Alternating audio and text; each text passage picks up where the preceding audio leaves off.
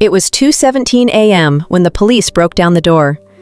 Femi didn't even resist because he already knew why they were there.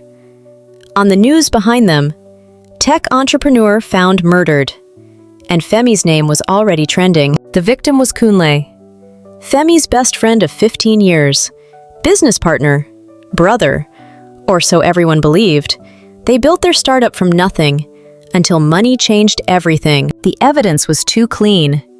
Femi's fingerprints on the knife, his car seen near the scene, security footage of him entering the building. Case closed. Too perfect. Aisha, Femi's girlfriend. She refused to visit him in jail, refused to answer calls, refused interviews. The media painted her as the grieving widow's friend, but her silence wasn't grief. It was fear. 3 weeks before the murder, Kunle accused Femi of stealing company funds. The argument got heated. Threats were made. Employees heard shouting. Motive secured. In prison, Femi remembered something. A hidden offshore account, one only Kunle and Aisha knew about. He never had access. But someone had moved millions the night of the murder. Finally, Aisha came to see him. Her hands trembled. "I didn't think it would go this far." Femi froze. "Go this far?" she confessed. She and Kunle were having an affair. For a year. They planned to remove Femi from the company. But that night, Kunle demanded more money, threatened to expose everything. She panicked. But here's the twist.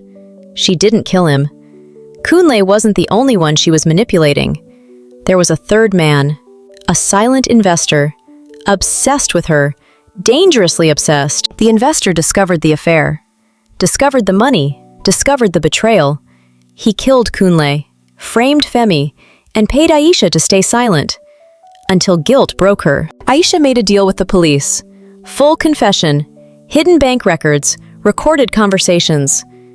The investor was arrested. Femi was released. But freedom felt heavy. Because betrayal cuts deeper than prison bars. 1 week later, Aisha was found dead. Car accident, brake failure. But investigators found something strange. The investor had no access to her car. The last person who visited her? Femi. Aisha's funeral was quiet.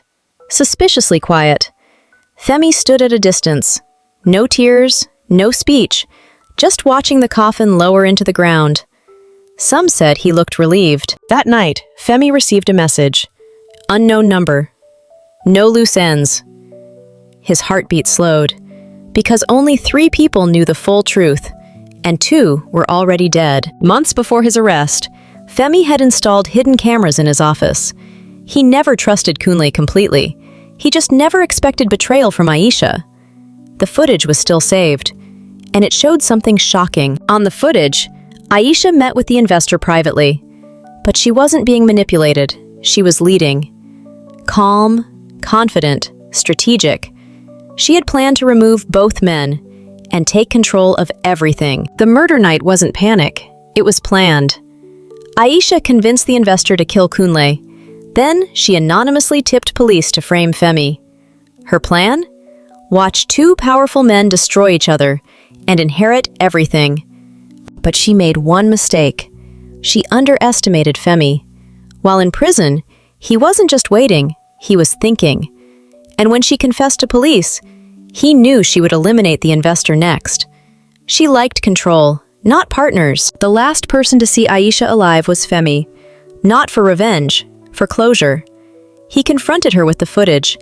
She didn't deny it. She smiled.